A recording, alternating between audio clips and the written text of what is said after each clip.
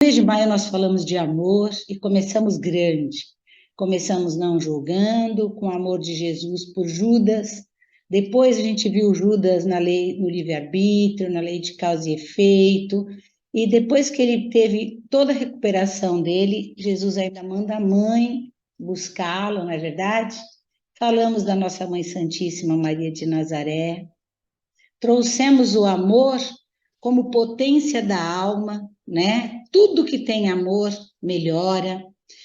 Mas aí a gente, antes de começar o mês de junho, a gente tem que falar um pouquinho na falta de amor, né? Então nós começamos grande em Jesus e hoje nós vamos ali para o nosso núcleo pequenininho, para o nosso forninho que é a família, falando do amor e do desamor na família. O nosso lar, nós vamos ver o nosso lar como uma escola, e é onde nasce, como diz Emmanuel, é o berço das virtudes, porque ninguém progride sem alguém. Emmanuel diz que nós não progredimos sem o outro, né? O Jorge trouxe o problema, o de Leon Denis, o problema do ser, do destino e da dor, né? E Leon Denis nos diz, o Jorge falou sobre o amor, mas ele deu uma pincelada em todas as potências. Leon Denis diz que o problema do homem, da vida dele, do sofrimento dele, é que ele não sabe, né? Ele fala de onde viemos, o que estamos fazendo aqui no planeta Terra e para onde vamos. Nós espíritas já sabemos, né? Pelo menos no nosso grupinho aqui, nós sabemos que viemos como espíritas, com compromisso, estamos na carne, com uma alma, e voltaremos para a espiritualidade. Então, ele fala que se o homem soubesse desses problemas, dessas três questões, ele sofreria menos. Porque das fraquezas dele, como ele pontua tão bem, da dor, cria-se uma fortaleza através da vontade, como Jorge deixou também, e do amor, não é isso? Que são as potências da alma, né? E o amor, como Jorge colocou tão bem, Leon Denis diz assim, que o amor é a celeste atração das almas e dos mundos, a potência divina que liga os universos, os governa e fecunda o amor e o olhar, o amor é o olhar de Deus. Então, veja, força fecundante, né? Não é só como nós vimos na maternidade. Tudo que fecunda, tudo que é fértil, tudo que produz. Então, o amor produz todos os laços, né, das virtudes, né, dentro da casa, como nós vamos ver.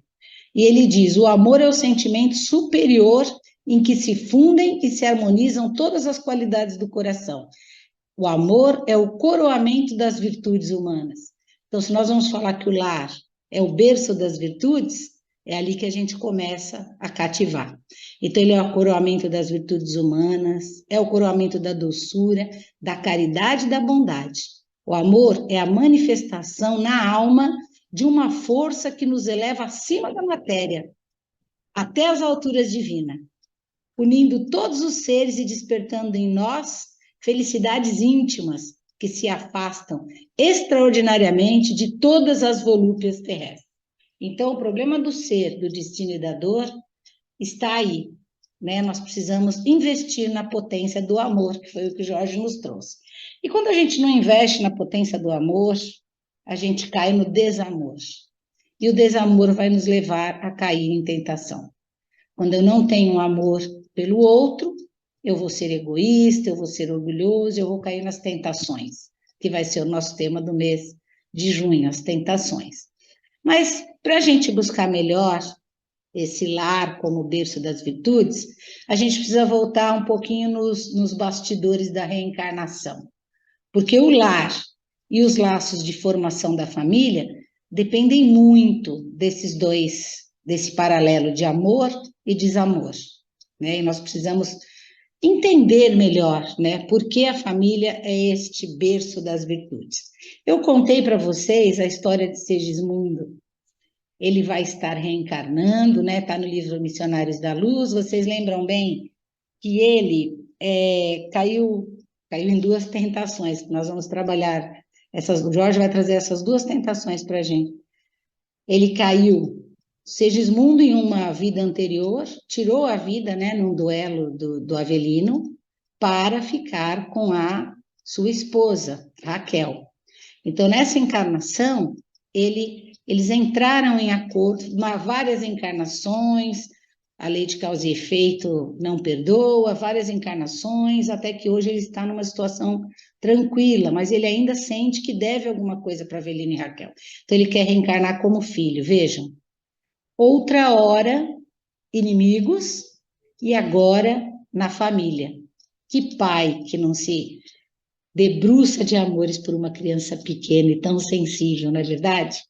Então, aqui a gente já vai vendo que o amor leva ao desamor, mas que volta a ser amor de novo. É do Chico e do André Luiz, tá? Mas como eu já contei a história de Segismundo, eu peguei aqui no Vozes do Além, do Chico com Espíritos Diversos, uma história que também é o André Luiz que nos conta.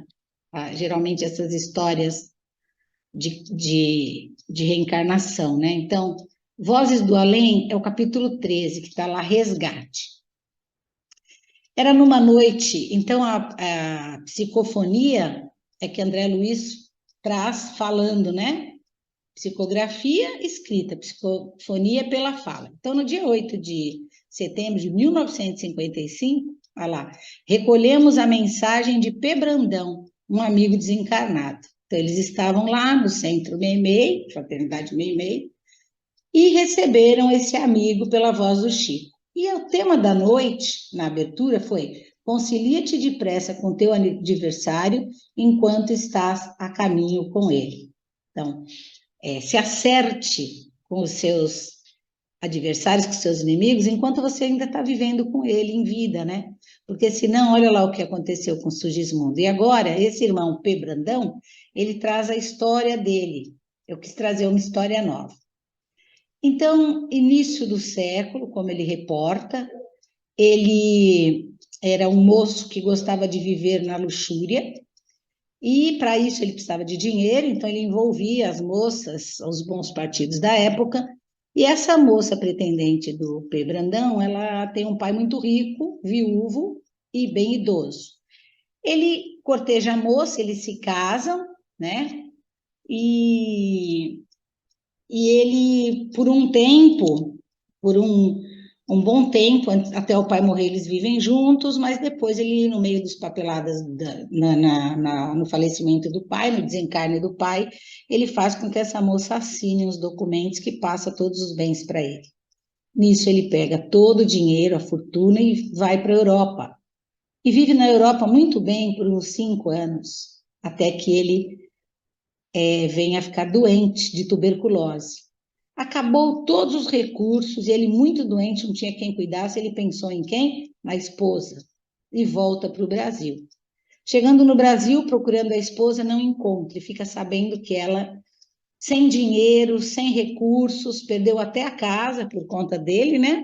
Ela foi trabalhar num prostíbulo e contraiu algumas doenças, e essas doenças tiraram a sua vida. Então, ele não tem mais ninguém. Bom, morre, desencarna de tuberculose, lei de causa e efeito, passa por tudo aquilo, até que um dia é acolhido no plano maior, né? E aí ele vai contar que ele vai atrás dela, né? Depois que ele se recuperou, que já está trabalhando no plano espiritual, ele ainda sente que tem uma dívida para com a moça. Então, essas lições, tanto a do Segismundo como aqui do P. Brandão, são lições que devemos aproveitar para entender a família como berço das virtudes. Aquele texto ideia que o Emmanuel, né, que nós trabalhamos outro dia, Emmanuel, da paternidade divina, né? Então, num primeiro momento, né, eu tenho como meu irmão aquele muito próximo que está dentro de casa. E depois a gente vai vendo, com o passar das vidas, que a nossa irmandade é muito maior. Se nós temos um Pai Deus, nós somos todos irmãos.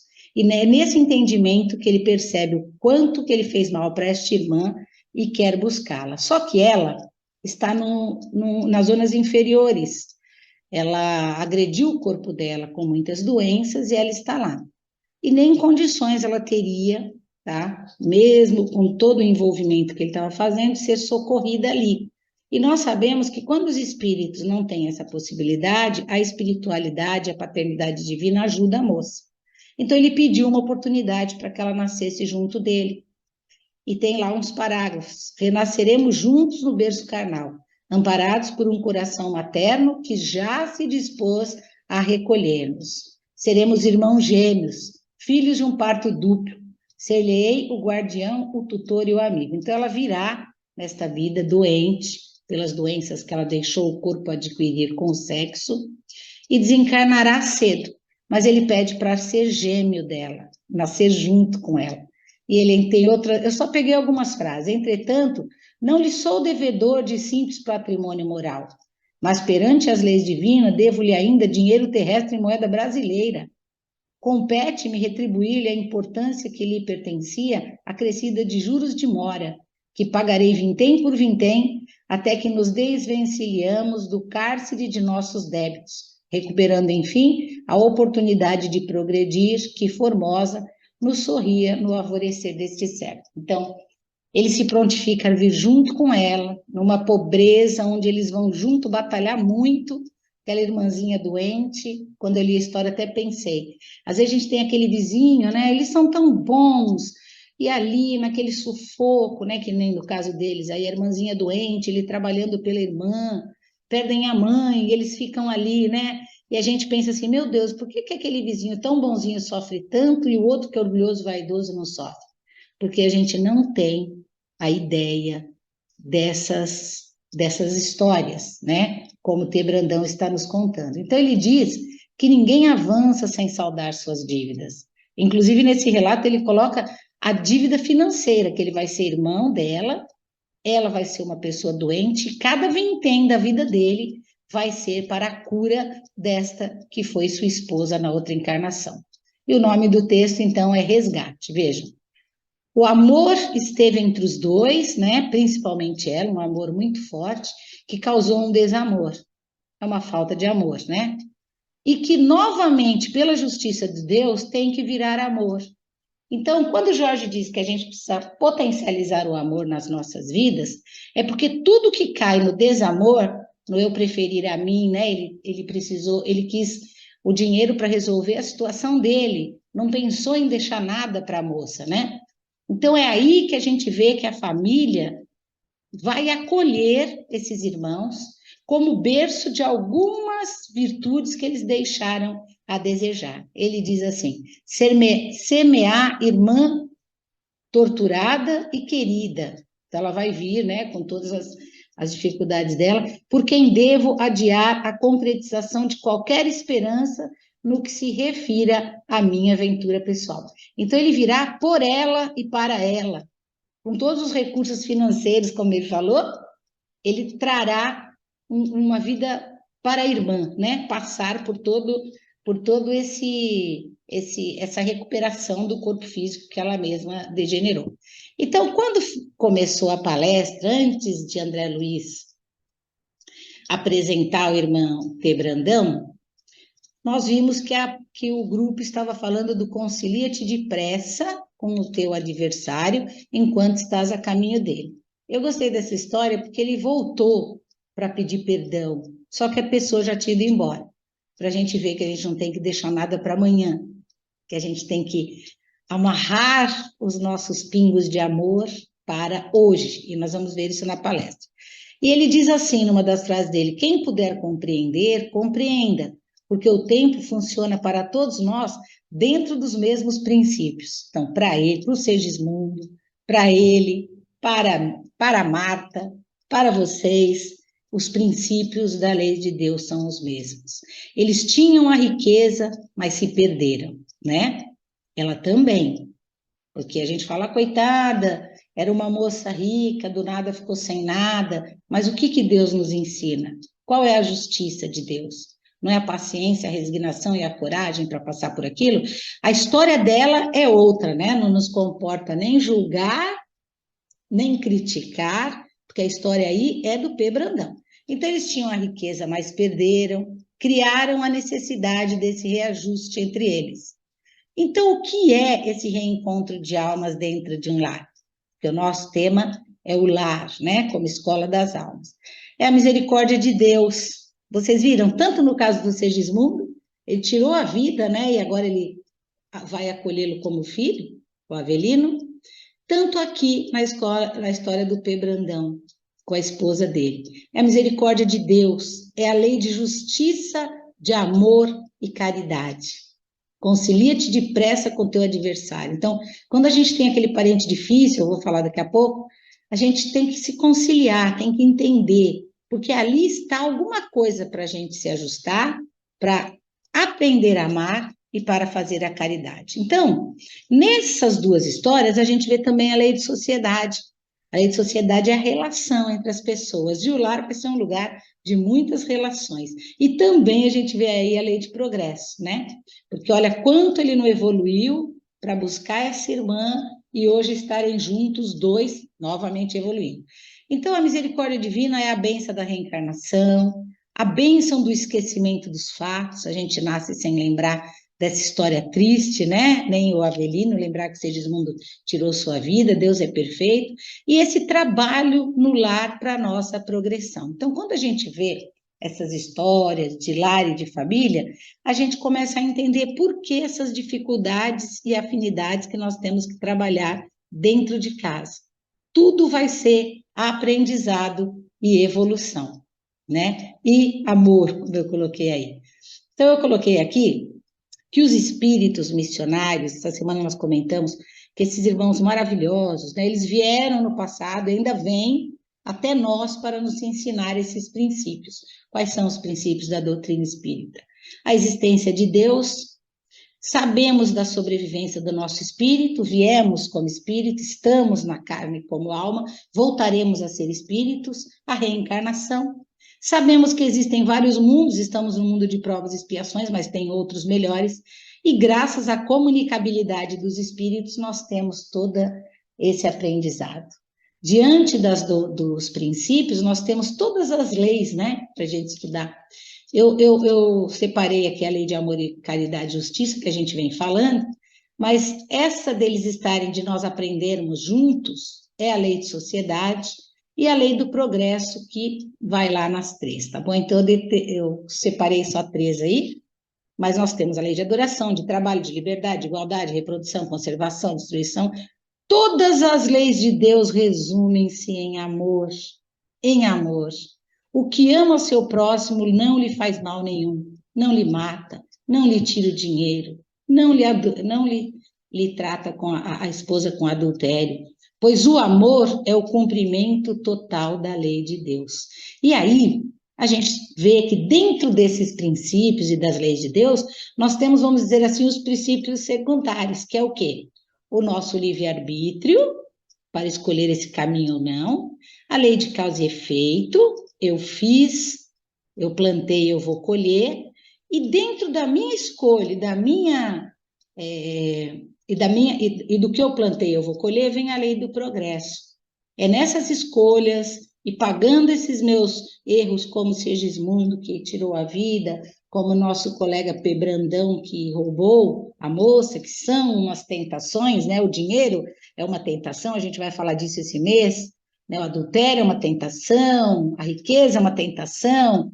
Então, nós devemos lembrar que nesse contexto dessa página das leis de Deus, dos princípios, né? A falta de amor, o desamor atrapalha toda a nossa evolução. A falta de amor nos leva a livre-arbítrio, escolhas não muito boas, plantar coisas que terão efeito na nossa vida, e o nosso progresso, ó, ele fica ali parado quando o desamor fala mais alto, tá? Então, no lar, aconteceu ali o reajuste. No livro Caminho, Verdade e Vida, Vidas Sucessivas, nós já trabalhamos, tá lá, não te maravilhes de te haver dito, necessário vos é nascer de novo. Então, quando a gente vê a história de Segismundo e a história do P. Brandão, a gente vê como é necessário nascer de novo, né? Porque a providência corrige amando. Ele vai voltar num lar humilde com uma irmã gêmea doente. A providência corrige amando. Ele teve um livre-arbítrio, escolheu o caminho de tirar a riqueza dela, né? Por uma tentação, e olha onde levou. Então, Deus, o Pai, identifica a necessidade de seus filhos e reúne-os periodicamente pelos laços de sangue ou na rede dos compromissos edificantes a fim de que aprendam a lei de amor entre as dificuldades e as dores do destino. Este parágrafo deste texto é perfeito.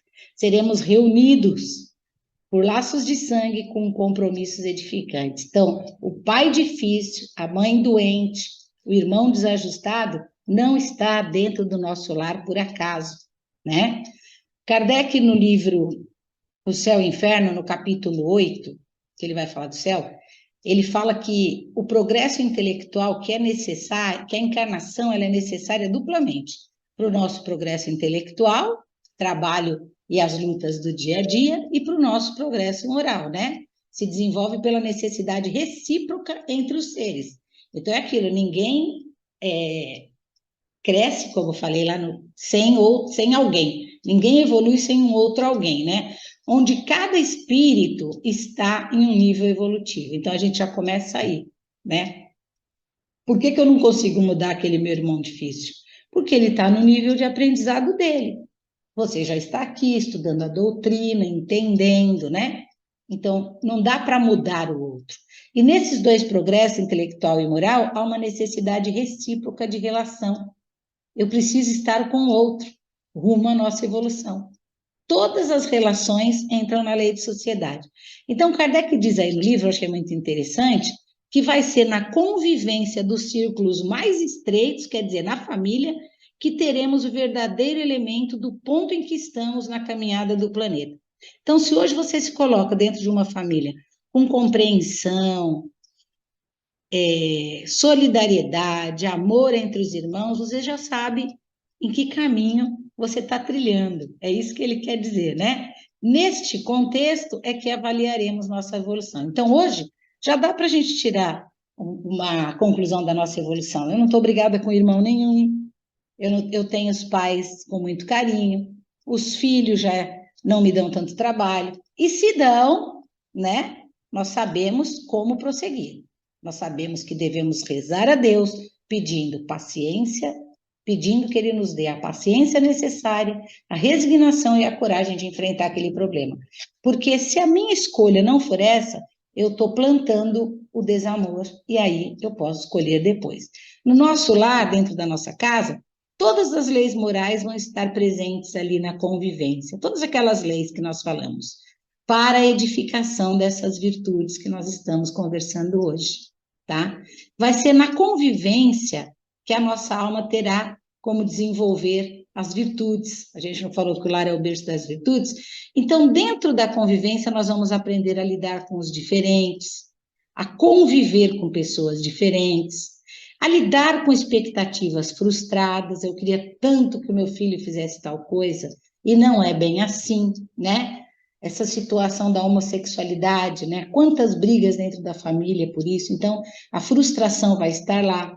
Nós vamos ter que trabalhar com a diversidade, o outro é diferente, e nós vamos aprender a trabalhar com respeito e com perdão. É isso que Kardec quis dizer. Se eu já tenho respeito, perdoo e toco a minha vida ali, porque quando você trabalha com amor, tudo ao seu redor vira energia boa. Agora, no desamor, a raiva por aquele irmão, a tristeza por aquele familiar doente, não é respeito e não é perdão, né? Porque nós estamos vendo as leis de Deus. As leis são necessárias para uma experiência coesa, né? Coerente. Só na convivência teremos esta oportunidade de exercitar e desenvolver o nosso potencial evolutivo. Vai ser só ali, no seu lar, com aquela situação, né? A gente às vezes vê assim, eu moro sozinha, Deus me livre a família, tal. Você só está adiando algum ajuste que você vai ter mais para frente. Então, não existe esse desenvolvimento sem trabalho. Dentro do lar nós vamos trabalhar, sem o esforço de lidar com o diferente, o esforço de ter as expectativas frustradas e sem a perseverança, de acreditar que nós estamos naquela família para a nossa evolução e para o nosso crescimento. Serão várias encarnações para chegarmos a espíritos puros, nós já sabemos isso, porque nós acreditamos na pluralidade dos mundos. Serão muitos séculos e milênios de interação com o outro, não vai dar para ficar sozinho. Essas relações de afeto, de trabalho, de aprendizado, são estímulos nessa nossa convivência, né? Estímulos que nos levam a trabalhar essas virtudes. Paciência, indulgência, perdão, estímulos que auxiliam e incentivam a nossa amizade, todo o carinho e o amor, tá? Essas relações entre as pessoas precisam acontecer. E a gente sabe quando é desamor, porque a luzinha sente. É quando a gente faz alguma coisa para o outro que não queríamos que fizesse a nós mesmos. Está nas relações, na lei de sociedade. Por que estamos na mesma casa com pessoas tão diversas?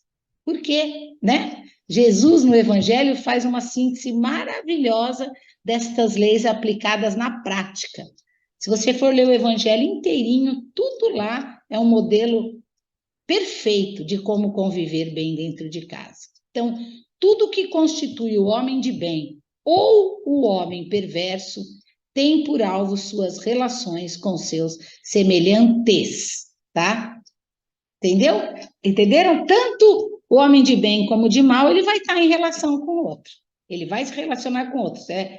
Emmanuel que fala. E aí, a gente fala tanto, né, da busca da felicidade, que é possível, mas ela só nascerá do nosso melhoramento. É preciso entender esses processos de relação, né? Neste conjunto de relações, as mais constantes e desafiadoras vão estar dentro da própria casa, no nosso círculo estreito. É um curso mais intensivo, o da família. O Livro dos Espíritos, quando vai falar da lei de sociedade, ele fala dos laços de família, né? Dentre todos os laços, estes são os essenciais. É ali que você vai aprender, é ali que você vai crescer. E tá lá, né, como resposta da questão 774.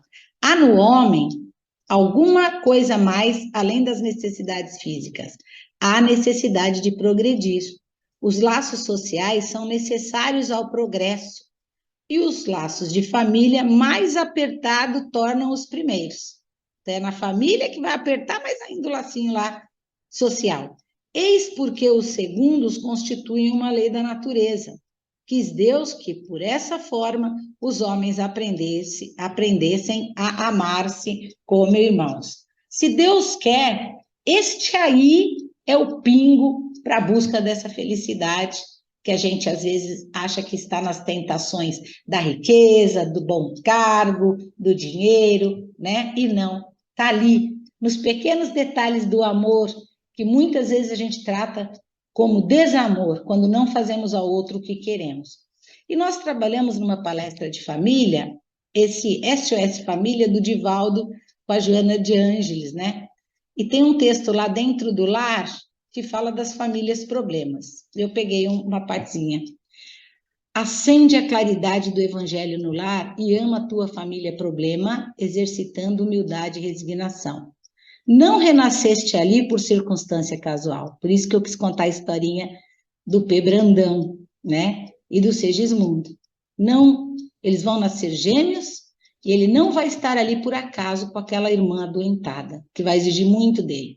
Não resistes neste lar, junto aos seus, por engano dos espíritos egrégios, né? Então, os espíritos superiores se enganaram. Não, escolhestes antes do retorno ao veículo físico aqueles que dividiriam contigo as aflições e os próprios desenganos. Lembram? P. Brandão falando que ele escolheu Segismundo, foi pedir para Avelino e Raquel que o acolhessem como filho. Sem ele, faltariam bases para os teus pés jornadeiros, tá? Sem esse trabalho, estar junto ali com seus irmãos. E sem eles, não seria digno de compartilhar a vilegiatura espiritual com os amorosos guias que te esperam. Vocês viram essa vilegiatura espiritual do André Luiz com o irmão Alexandre? Tanta gente naquela foto ali dentro da casa da Raquel e do Avelino. Tanto que o Avelino agitado, eles fizeram oração e trouxeram esse irmão ao equilíbrio. Então, sem eles, sem trabalhar tudo isso, você não vai ter esses amigos por perto. A mensagem espírita é o farol vivo de amor. Remédio para as dores no lar, para as tuas dores no lar, antídoto, né, que é remédio, né? E tratado amístico. Então, olha isso, a gente vai ter dentro da mensagem espírita, um farol que vai nos dar um antídoto, que vai tirar as nossas dores, que vai fazer esse tratado de conciliação, né? Como nós vimos o P. Brandão junto com a esposa, Avelino Raquel e Segismundo, né?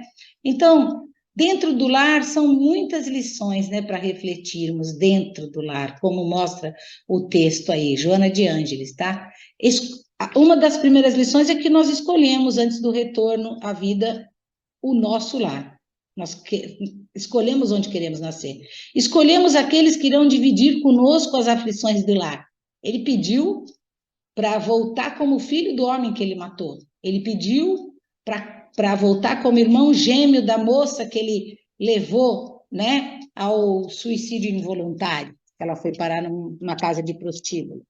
A mensagem espírita, né, Jesus, vou nem falar mensagem espírita, vou falar as igrejas de maneira geral, é a luz e o remédio para as dores do lar. Aprendamos a buscar na prece o perdão e a calma para reconstruires teu lar, convicto da bondade de Deus. Compartilhar a vilegiatura, né? Esse tempo de repouso espiritual com os guias amorosos. Nós só vamos poder compartilhar esse tempo de descanso com esses guias amorosos, com esses nossos irmãos, quando a gente trabalhar o amor dentro do lar e não o desamor. Vocês viram que o lar, ele dá a formação, mas é o evangelho que vai fazer a nossa transformação. Achei isso muito interessante. Então, em todo lugar, o lar representa o primeiro núcleo de aprendizado, né? No livro Consolador, na pergunta 110, né, Emmanuel, por Chico Xavier, ele pergunta: qual a melhor escola de preparação das almas reencarnadas na Terra? E a resposta: a melhor escola ainda é o lar, onde a criatura deve receber as bases do sentimento e do caráter. É ali que eu vou despertar o sentimento. A gente sempre, quando a pessoa tem muita agitação, muita raiva, isso é emoção. Amor é sentimento, né? E o caráter. Então, ele fala lá no livro que os estabelecimentos de ensino podem instruir, mas só o Instituto da Família pode educar. A educação está no lar. É por essa razão que a universidade poderá fazer o cidadão, mas somente o lar pode edificar um homem.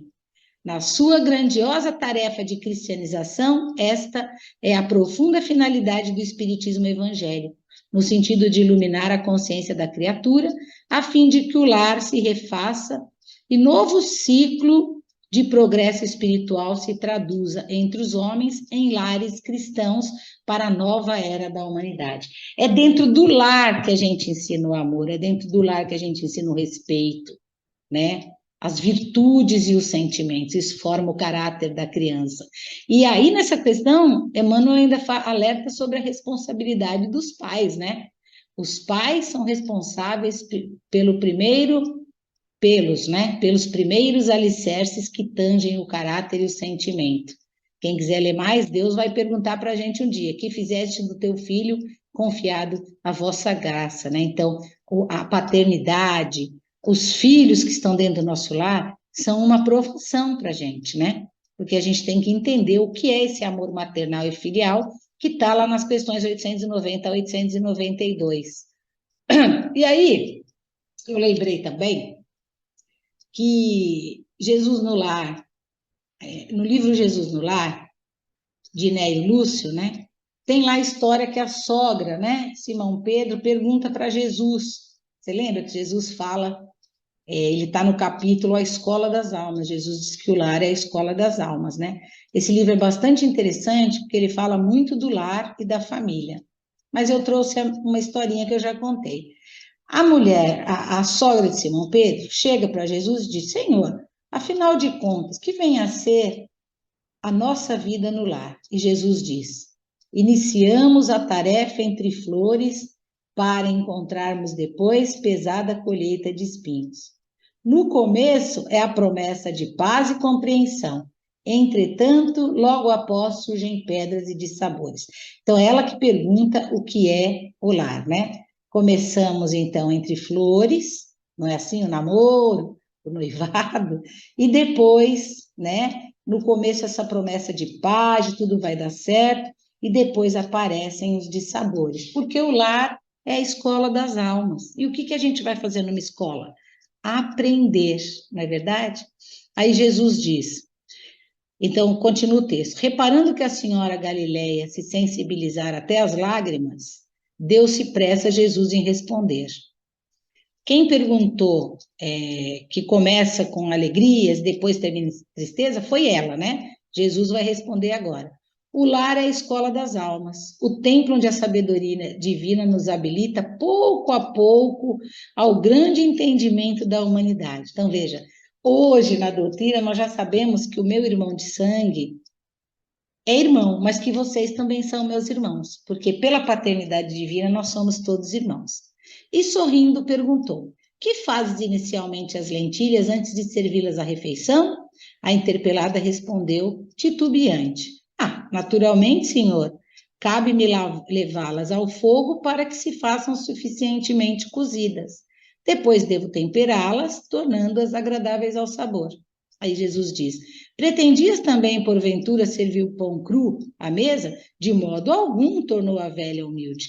Antes de entregá-lo ao consumo caseiro, compete-me guardá-lo no calor do forno, né? Jesus está dizendo se a semente pode ser servida dura e se o pão pode ser servido cru. O divino amigo, então, considerou: há também um banquete festivo na vida celestial. Também temos comida lá, onde nossos sentimentos devem servir à glória do Pai. O lar, na maioria das vezes, é o cadinho santo ou o forno reparador. Então, o lar não está sendo forno reparador para P. Brandão? O lar não está sendo forno reparador para o Segismundo? Jesus diz: o lar é um curso ligeiro para a fraternidade que desfrutaremos na vida eterna. Sofrimento e conflitos naturais em seu círculo no lar são lições. Nessa arena de aprendizado que é a Terra, o homem recebeu a missão de evoluir em espiritualidade. Foi dotado de inteligência e livre-arbítrio para que pudesse aprender na vida de relação com o seu semelhante. Então, estamos juntos para aprender. Estamos ali num forninho, né? O lar é um curso para a vida eterna. Então, o lar é esse forno preparador para o nosso banquete celestial, que será nossa volta a ser espírito, né? Se voltarmos para a espiritualidade, né? Com as tentações aí do homicídio, do adultério, como aconteceu com o P. Brandão, como aconteceu com o Segismundo, não aprendemos a lição, né? Tanto no lar, que é a nossa escola de aprendizado. Então, ele diz que é um curso ligeiro para o entendimento de que somos todos irmãos, porque vocês viram, tanto Segismundo como P. Brandão, quando chegaram, quando tiveram, é claro que eles passaram por um tempo para se reajustar, mas quando eles conseguiram a purificação, vamos dizer assim, do seu espírito, eles entenderam que eles fizeram mal aos seus irmãos, que Avelino era irmão, como eu mato um irmão? P. Brandão, como eu roubo, né? Eu levo toda a riqueza de uma pessoa, então eu quero nascer novamente como irmão. Eu acho linda essas histórias, porque a gente vai vendo como a paternidade funciona, né? Como a vida funciona direitinho, né? Parece um reloginho ali, né? Então, Jesus batendo ao nosso lar e nós somos todos irmãos. O lar, então, vai ser um primeiro cenário repleto de aprendizado. E aí, lá no Jesus no Lar, nas histórias que Neio Lúcio conta, ele fala assim, que Jesus buscou exemplificar a mensagem de amor de forma direta, sem rodeios, sem historinhas, o homem que não foi capaz de entendê-la, de incorporá-la à sua existência. Jesus falou, não matarás, tanto que todo mês aí, né, o Jorge está trazendo um sermão do monte, esse mês vai ser o não matarás e o adultério, né? Então, que são tentações. Daí, o homem não entendeu e não incorporou.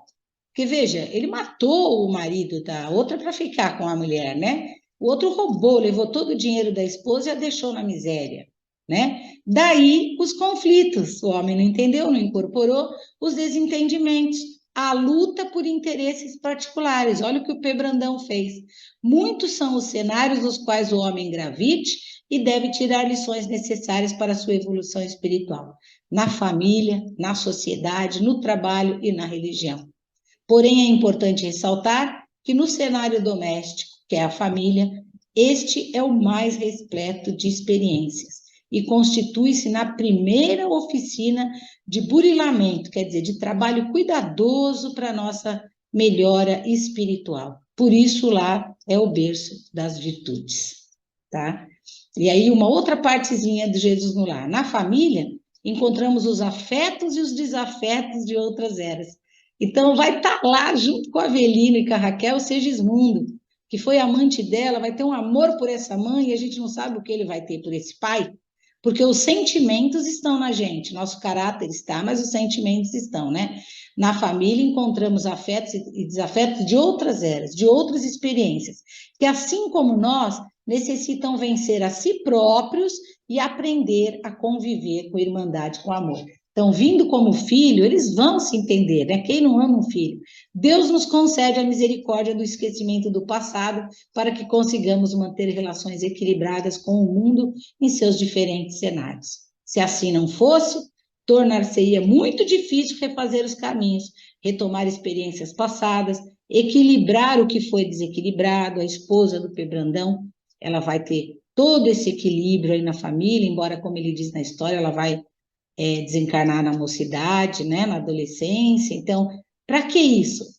Para buscar equilíbrio, convivendo uns com os outros, credores e devedores. Então, eu estava falando que às vezes a gente fica triste, né, que aquela moça, então renasceram como irmãos gêmeos, a gente fala, nossa, ali moram dois irmãos, coitados, tão bons, eles não mereciam. Aí a gente tem que vibrar por esses irmãos. Pai, abençoa esses irmãos. Se for possível fazer tudo o que eu possa para ajudá-los, eu devo fazer também. Mas nós devemos vibrar por eles. Muito amor. Vamos esquecer o desamor. A nossa história é falar de amor. É na família, portanto, que estão nossas maiores provas e nossas maiores oportunidades. Está dentro da nossa casa a nossa maior oportunidade. Assim sendo, devemos abraçá-las com todo esforço, com toda determinação e resignação, para conseguirmos, através da ajuda mútua e da compreensão, adquirirmos o valor do amor incondicional.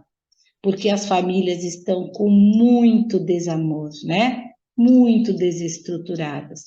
E aí vem um conselho fraternal para a gente, que eu acho muito interessante.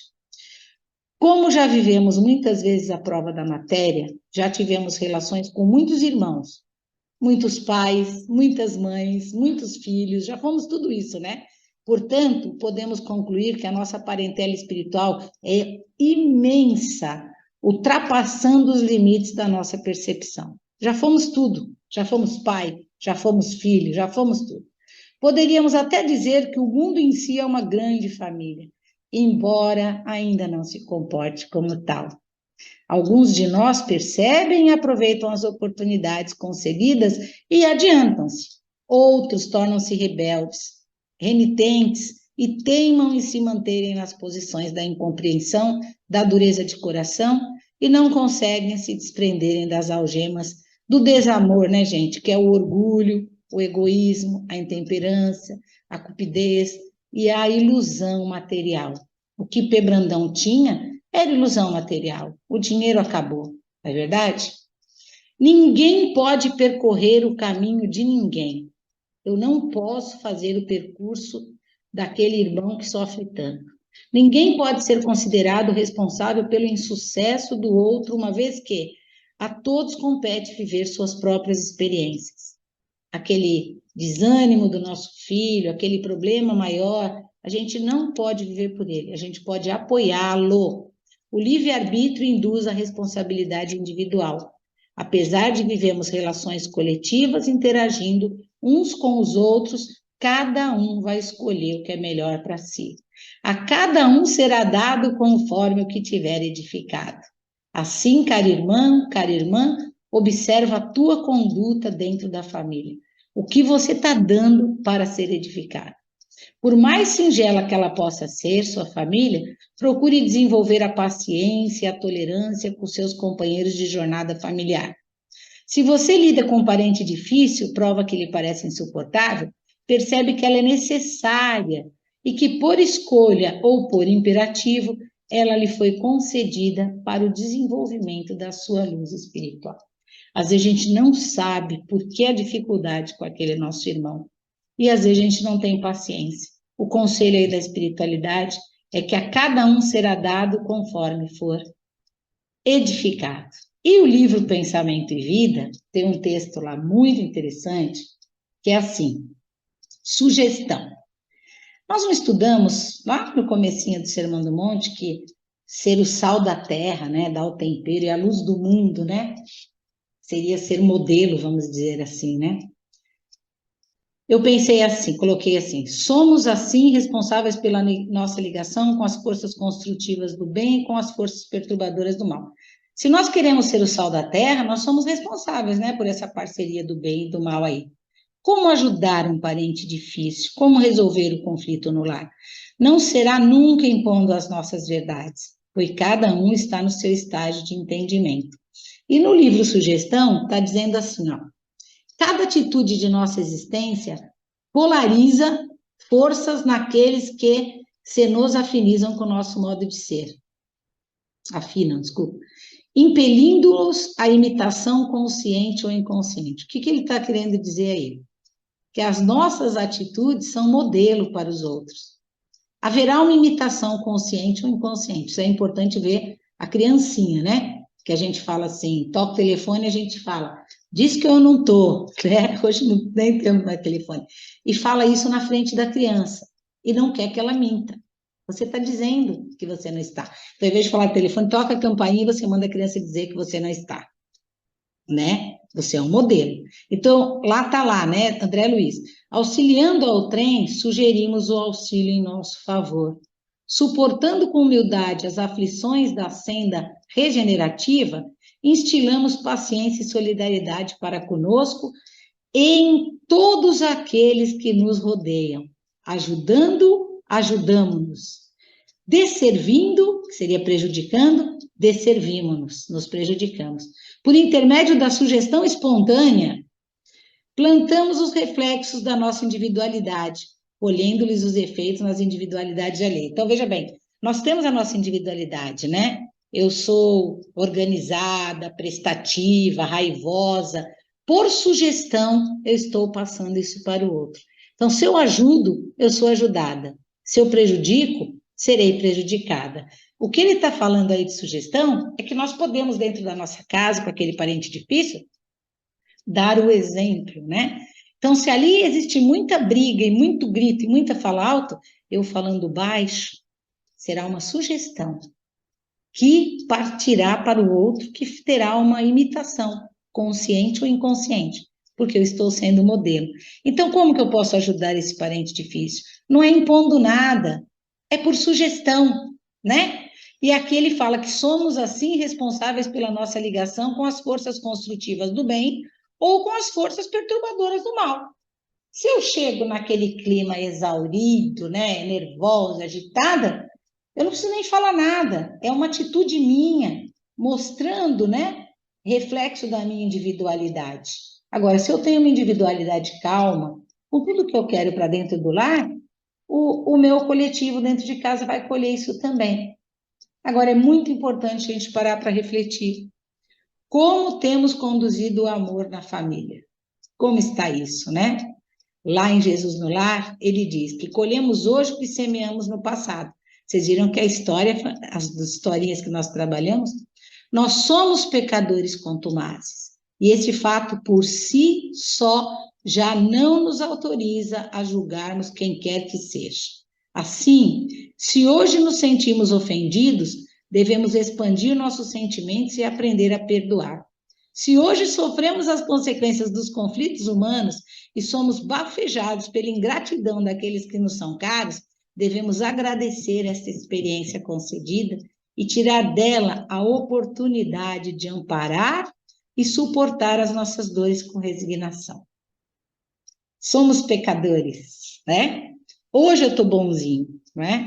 É a escola das almas que permitirá o nosso acesso a planos superiores ou a permanência nossa nos planos do sofrimento e da dor.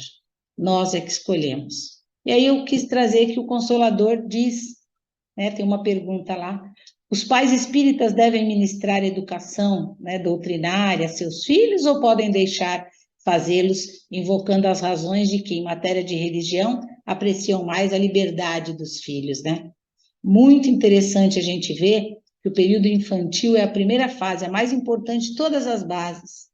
Os pais espíritas cristãos não podem esquecer seus deveres de orientação nas grandes revelações da vida, né? Precisamos falar de Jesus, deste amor. Os pais devem compreender que qualquer indiferença nesse particular pode conduzir a criança a prejuízos religiosos, ao apego do convencionalismo, ao que a gente não quer, que a gente está falando hoje, o desamor, né? Deve nutrir-se o coração infantil com crença, bondade, com esperança e com fé em Deus. Então, nós ensinamos religião, nós falamos de Deus, pode ser até por sugestão, né? Os pais espíritas devem compreender essa característica de suas obrigações sagradas, entendendo que o lar não se fez para a contemplação egoística da espécie, né? Priorizando as coisas materiais, né? O celular última geração, mas sim para santuário onde por vezes se exige renúncia e sacrifício.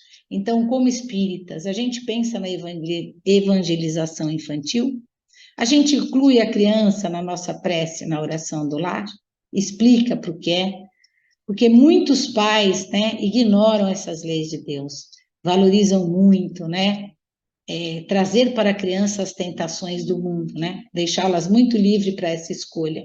Eu recebi no WhatsApp uma mensagem que eu achei muito importante, vou pôr para vocês depois. Jesus, um espírito de verdade, disse para nos amarmos, mas para buscarmos a instrução. Porque essa parte material é passageira e a parte espiritual é o banquete, como disse lá. E aí Jesus, lá, a sogra de Simão Pedro pergunta: Senhor, há criaturas, porém, que lutam e sofrem, no entanto, jamais aprende. Tem gente que jamais aprende. O Cristo pousou na interlocutora os olhos muito lúcidos e tornou a indagar. O que fazes das lentilhas endurecidas que não cedem à ação do fogo? Ah, sem dúvida, atiro-as ao montouro, porque feririam a boca. Então, se está dura, vai para o lixo, né? Vai para o monte lá. Jesus diz, ocorre o mesmo com a alma rebelde às sugestões edificantes do lar. Nosso papel é educar e fazer a sugestão, ser exemplo, né? Mas, olha o que Jesus diz, as ervilhas são atiradas, né, para fora, não servem. A luta comum mantém a fervedura benéfica. Todavia, quando chega a morte, a grande selecionadora do alimento espiritual para os celeiros do nosso Pai, os corações que não cederam ao calor santificante mantêm-se na mesma dureza, dentro da qual foram conduzidos ao forno bendito da carne, serão lançados fora, a fim de permanecerem por tempo indeterminado na condição de adubo entre os detritos da natureza. O que aconteceu com a esposa de P. Brandão, né? Ela precisou do auxílio da espiritualidade para voltar à carne, né? Então, seremos lentilhas endurecidas ou vamos passar por esse fogo do lar? E aí eu contei para vocês que eu li na Revista Espírita um texto de uma intimidade de uma família espírita. Essa família tem um relato antes, na época, um pouco antes de Kardec, né? Antes de tudo isso que nós sabemos, esse pai já dava esse relato. Era um pai muito pobre, estava no fim da vida, mas a família já tinha todos esses moldes, né? Então, para não falar que é uma família espírita, porque Kardec diz que não é, eles já trabalhavam nesses moldes do que a gente fala da doutrina de Jesus, né? E esse pai está desencarnando, aí ele reúne a família, eu peguei um parágrafo dele. Ele diz assim: filhos queridos e esposa muito amada, Deus me chama para ele. Sinto que vos deixarei daqui a pouco, mas sinto que encontrareis em vossa fé, na imortalidade, a força necessária para suportar corajosamente essa separação. Assim como levo o consolo de que poderei sempre estar entre vós e vos ajudar com os meus conselhos. Chamai-me, pois, quando eu não estiver mais na terra. Virei, sentar-me ao vosso lado, conversar convosco, como fazem os nossos antepassados. Na verdade, estaremos menos separados do que se eu partisse para um país longínquo. Minha adorada esposa, deixo-te uma grande tarefa. Entretanto, quanto mais pesada for, mais gloriosa será. Estou certo de que nossos filhos te auxiliarão a suportá-la, não é, meus filhos? Secundai vossa mãe, evitai tudo quanto possa fazê-la sofrer. Sedes bons e benevolentes para com todos. Estendei a mão aos vossos irmãos infelizes, porque não gostaríeis de estendê-la um dia, pedindo em vão para vós. Que a paz e a concórdia, a união reinem entre vós. Que jamais o interesse vos separe, pois o interesse material é a maior barreira entre a terra e o céu. Pensai que estarei sempre junto a vós, que vos verei como vos vejo nesse momento, e melhor ainda, pois verei o vosso pensamento. Não queirais, pois, entristecer-me depois da morte, assim como não o fizestes em minha vida. É um relato de Kardec na Revista Espírita, e Kardec diz assim: é um espetáculo verdadeiramente edificante presenciar a intimidade dessa piedosa família. Ele aí, essa fala do pai, traz tudo que nós trabalhamos na doutrina antes dele entender a doutrina, né? Então, nessa piedosa família alimentada de ideias espíritas, ele já tinha todas as ideias espíritas. Por quê, gente? Porque nós reencarnamos muito. Então, a recomendação de Jesus é amai-vos uns aos outros como ele nos amou. E para terminar, naquele livro SOS Dentro do Lar, nas famílias problemas, Joana de Ângeli Pordivaldo diz assim: a mensagem espírita, isso aqui que nós estudamos toda segunda-feira, é o remédio, o consolo para tuas dores no lar. O antídoto para o campo de batalha, onde esgrimas com as armas da fé e da bondade irão apaziguando, compreendendo, desculpando, confiando em horas e dias melhores no futuro. Apoia-te, irmão, no bastão da certeza reencarnacionista. Aproveita o padecimento, ajuda o algoz da tua harmonia, mas dá-lhes a luz do conhecimento espírita, para que também eles elucidem os enigmas e dramas, rumando para experiências novas com o coração e o espírito mais tranquilo. O caminho será sempre o amor. Ela está dizendo que se nós não quisermos ficar falando da nossa doutrina, que façamos por sugestões, como aquele texto de Emmanuel nos traz, né? Trabalhando no bem, separando o desamor do amor, dando o exemplo, não é verdade? E é isso, meus irmãos, que assim seja, graças a Deus. Semana que vem o Jorge vai falar para a gente desses 2 sermões do monte,